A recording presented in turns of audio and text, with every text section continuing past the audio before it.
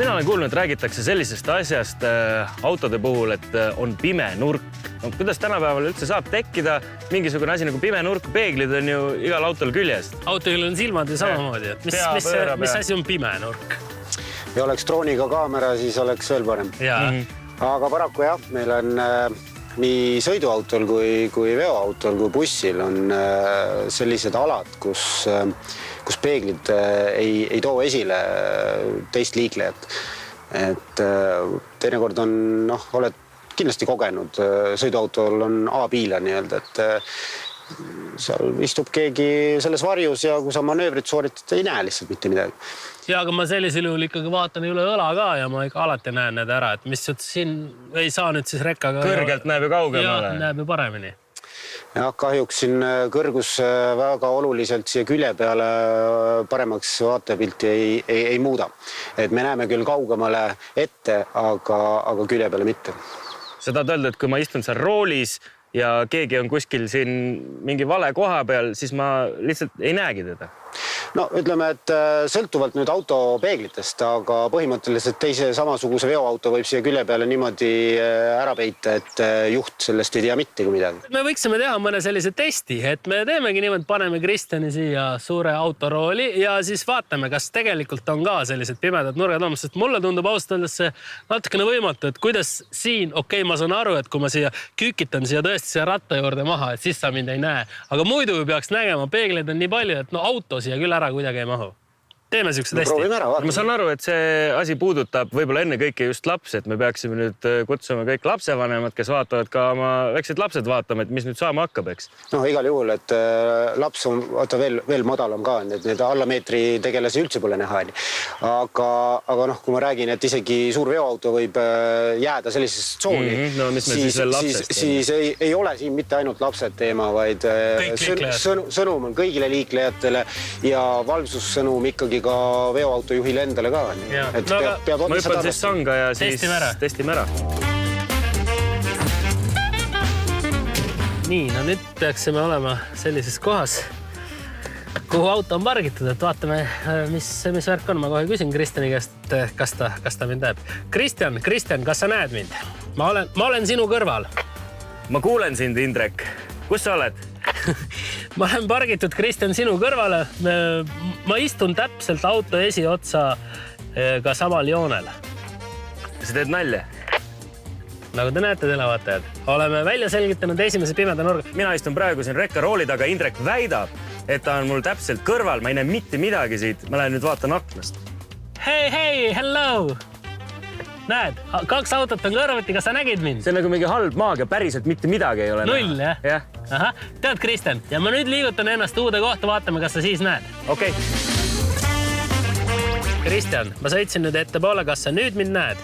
Mina näen sind. Ja ma näen isegi su nägu nüüd. Aha. Siit kohast nüüd on selge, et kui me oleme autoga praktiliselt möödas, siis me Kristjanit näeme nüüd, aga ma proovin lasta tagasi poole. Sõitsime nüüd pimedast kohast mööda, aga kui me oleme nüüd, jääme täpselt nurga taha. No nüüd kadus Indrek mu vaateväljast ära jälle. Kristjan, nüüd ma olen põhimõtteliselt istun sinu esirattast tagapool. Kas sa nüüd mind näed? Mitte midagi ei näe. No vot, see on nüüd situatsioon, kus veokijuht soovib keerata paremale, sest tundub ju vaba sõidurada olevat. Ja kõmm, on ju. Ma lähen vaatan aknast jälle. Hello! Mitte midagi. Ei näinud midagi. Nii, nüüd ma olen Kristjanil sellises kohas, et ma saan tal põhimõtteliselt kütust varastada. Nii et sõidu ajal keerata siit paagikorgi lahti ja tõmmata poolikuga kõik endale. Kristjan, kuidas nüüd olukord? No nüüd ma siin näen põhimõtteliselt. Ma näen alumisest peeglist sinu auto tagaotsa ja ülemisest näen põhimõtteliselt peaaegu kõike. No siis ei lähe minu kaval plaan läbi, sest mul oli plaan siin sul paagist natuke kütust varastada, aga siis see ei lähe läbi. Siga hoiha oma lont mu paagist eemale. Nii, kuidas nüüd on? Indrek, ma ei näe sind. Ja nüüd ma olen Kristjani autol täpselt kõrval, täpi pealt kõrval. Pool minu autost on temast eespool ja ta ei näe mind. Ja kui ma siit nüüd hakkan mingit manöövrit tegema või tema teeb manöövrit, on avarii. Vaata, Kristjan, aknast välja korraks. No, peeglist mitte midagi, akendest mitte midagi. Tühi koht, eks ole. Tühi koht oled minu jaoks. Selline, ma olen liikluses kui palju olnud niimoodi suurte rekkade kõrval. Ja mina ka. Ja ma arvan, et paljud on. Tundub, et on ohutu, eks ole, mul võib suunatuli sees olla ja mitte midagi. Ei koti, sest ei näe.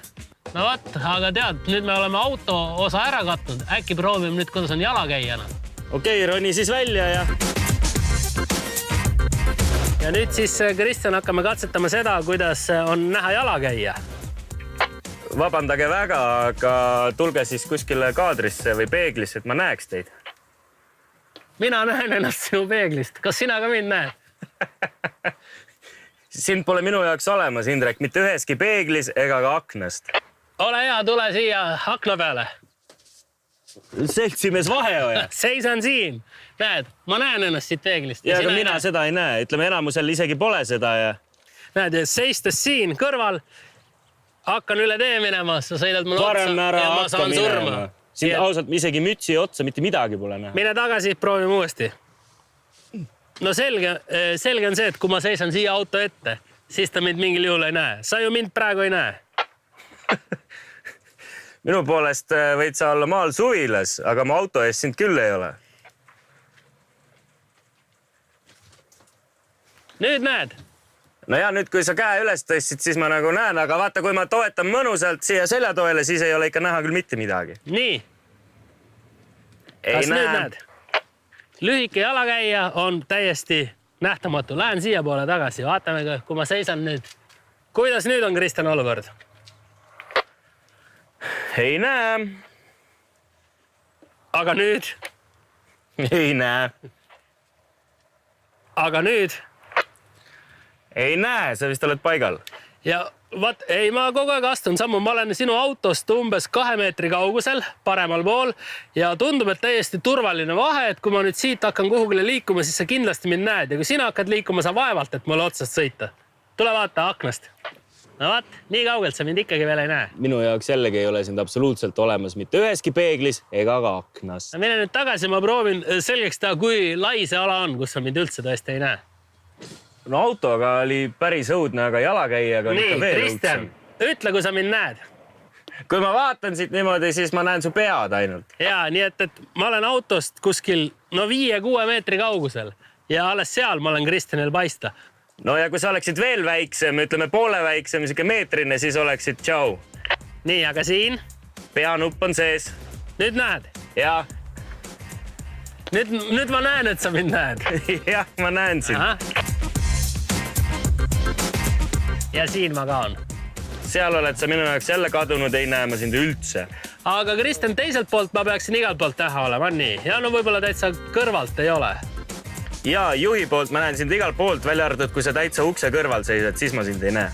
Nii et siin on selline päris suur pirakas 5-6 meetrit ala, kust minusugune hiiglane on täiesti nähtamatu, rääkimata siis veel väikestest põngerjatest, kes on olematud. See on ikka päris rets tegelikult, kui nüüd saad võib-olla rekkajuhtidest paremini aru, et tõepoolest on seal paremal küljel selline päris suur, isegi 2 pimedat ala, kus tõesti ei näe autot, ei näe täiskasvanud inimest ja last näed veel vähem, nii et kindlasti kodudes rääkige oma lastele need samad asjad üle ja kas või vaadake seda osa kordusest, peaasi, et kõigile pealuu sisse jääks, kus on suurel autol need pimedad alad, kus ei tohiks seista ei jalakäija ega ka auto.